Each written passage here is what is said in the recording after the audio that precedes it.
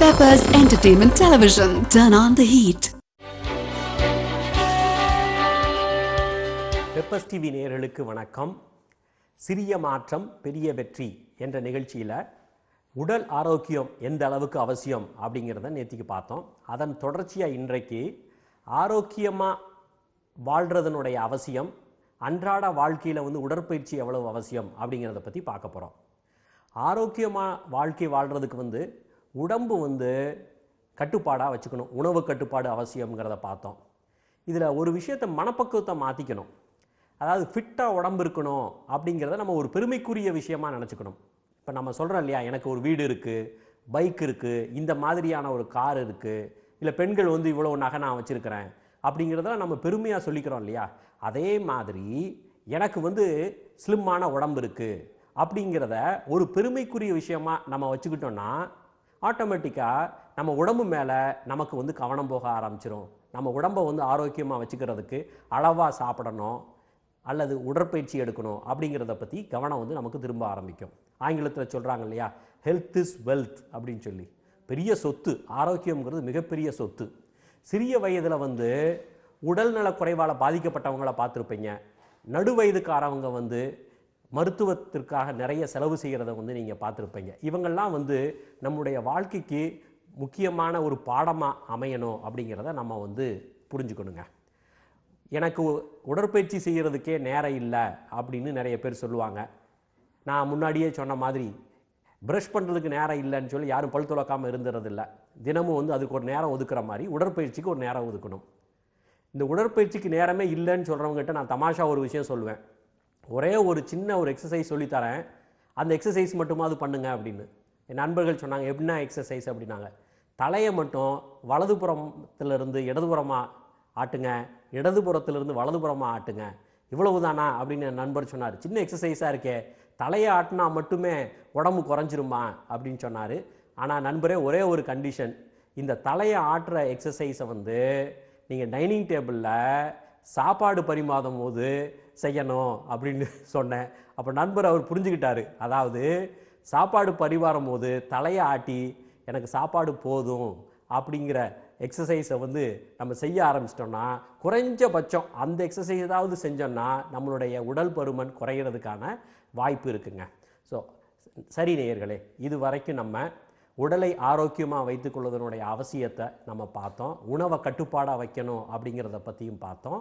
அடுத்து வாழ்க்கையில் முடிவெடுக்கிற திறமை எந்த அளவுக்கு அவசியம், இந்த முடிவெடுக்கக்கூடிய திறமையை எப்படி வளர்த்துக்கலாம் அப்படிங்கிறத பற்றி பார்க்க போகிறோம்.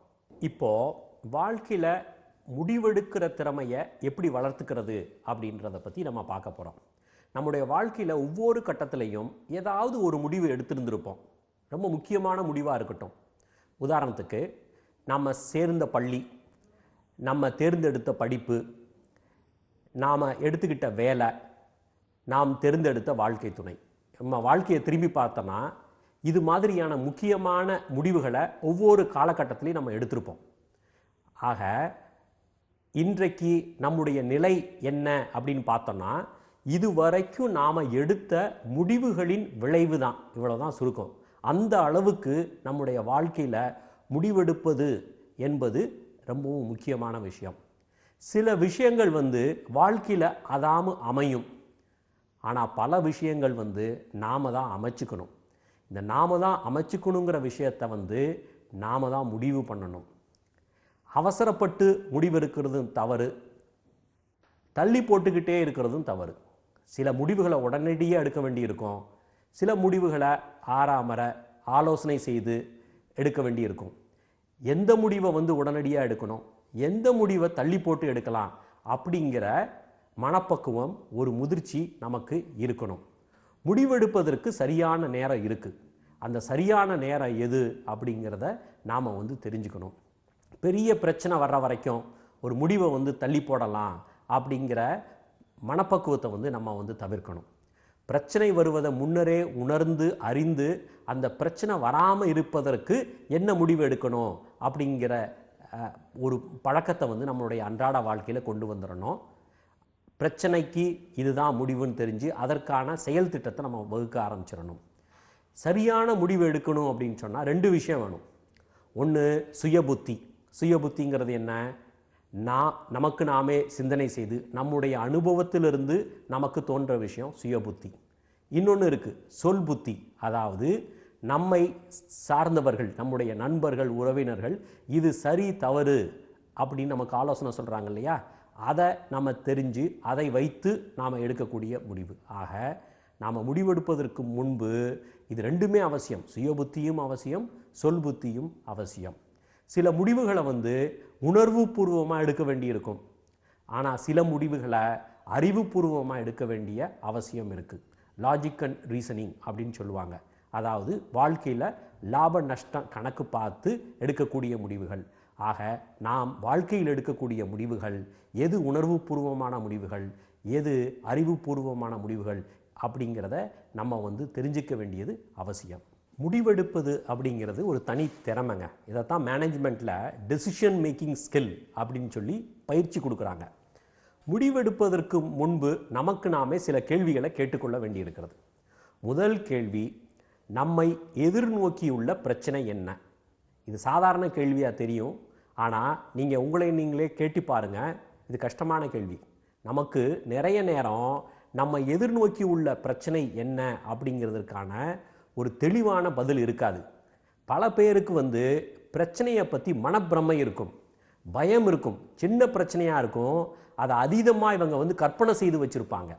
சில பேருக்கு இந்த பிரச்சனையோட தன்மை என்ன அப்படின்னே தெரியாது. இப்போ உறவு சம்பந்தமான பிரச்சனையாக இருக்கலாம், பணம் சம்பந்தமான பிரச்சனையாக இருக்கலாம், இல்லை ரெண்டு கலவையாக இருக்கலாம்.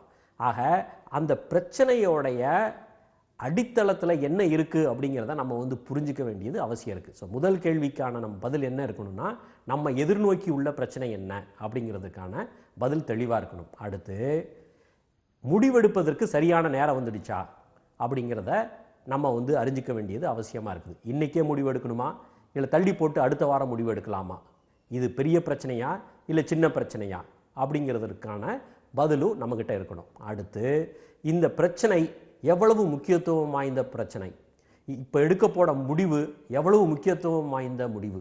நம்முடைய வாழ்க்கையில் சின்ன சின்ன முடிவுகளாக எடுத்திருப்போம், வாழ்க்கையை திசை திருப்பக்கூடிய முடிவுகளும் எடுத்திருப்போம். அதனால் இப்போ எடுக்கக்கூடிய முடிவு எவ்வளவு முக்கியத்துவம் வாய்ந்ததாக இருக்கணும் அப்படிங்கிறத நம்ம அறிஞ்சிக்க வேண்டியது அவசியமாக இருக்குது. அதுக்கு ஏற்ப தான் நம்ம நேரம் அதுக்கு ஏற்ற மாதிரி ஒதுக்க வேண்டியிருக்கும். அடுத்து, முடிவெடுப்பதற்கு முன்பு அது சம்பந்தமான அனைத்து விவரங்களையும் நம்ம சேகரிச்சிட்டோமா அப்படிங்கிறதுக்கான பதில் இருக்கணும். அடுத்து, முடிவெடுப்பதற்கு தேவையான விஷயங்களை சம்பந்தப்பட்டவர்களை அணுகி ஆலோசனை கேட்டுட்டோமா. ஒரு மெடிக்கல் ப்ராப்ளம்னா ஒரு டாக்டரை போய் கேட்டிருக்கணும், ஒரு இன்ஜினியரிங் ப்ராப்ளம்னா ஒரு இன்ஜினியரை போய் கேட்கணும், ஒரு ஆடிட்டிவ் அக்கௌண்டிங் மேட்டர்னா ஒரு ஆடிட்டரை போய் நம்ம அணுகி கேட்கணும். இதைத்தான் எக்ஸ்பர்ட் ஒப்பீனியன் அப்படின்னு சொல்லுவாங்க. ஆக நம்ம சம்பந்தப்பட்ட பிரச்சனை என்ன மாதிரியான பிரச்சனை, அந்த பிரச்சனை சம்பந்தமான எக்ஸ்பர்ட்டை நம்ம அணுகி நம்ம ஆலோசனை கேட்டுட்டோமா அப்படிங்கிறத நம்ம தெரிஞ்சுக்கணும். கடைசியாக நமக்கு தெரிய வேண்டிய ஒரு விஷயம் என்னென்னா, நாம் இந்த முடிவு எடுப்பதற்கு சரியான மனநிலையில் இருக்கிறோமா. இது ரொம்ப ரொம்ப முக்கியங்க. ஏன்னா நிறைய நேரம் நம்ம கோபத்தில் இருப்போம், ஆத்திரத்தில் இருப்போம், பதட்டத்தில் இருப்போம், சில சமயம் பொறாமையில் இருப்போம். இந்த உணர்ச்சியில் உந்துதலில் இருக்கிற போது நாம் எந்த முடிவு எடுத்தாலும் அது நிதானமான முடிவாக அமையாது. அதனால் முடிவெடுப்பதற்கு முன்பாக கடைசியாக நம்ம கேட்டுக்கொள்ள வேண்டிய கேள்வி, முடிவெடுப்பதற்கு சரியான நிதானமான மனநிலையில் நம்ம இருக்கிறோமா அப்படிங்கிறதுக்கான பதில் நம்மக்கிட்ட இருக்கணும். சரி நேயர்களே, இன்றைக்கு இதுவரை இந்த நிகழ்ச்சியில் முடிவெடுப்பதனுடைய திறமை, முடிவெடுக்கக்கூடிய திறமை எப்படி வளர்த்துக்கலாம் அப்படிங்கிறத பற்றி பார்த்தோம். இதே மாதிரி இதன் தொடர்ச்சியாக இந்த நிகழ்ச்சியில் முடிவெடுக்கும் திறமையை எப்படி வளர்த்து கொள்ளலாம் அப்படிங்கிறத பற்றி பார்க்க போகிறோம். மீண்டும் சந்திப்போம் நேயர்களே. வணக்கம்.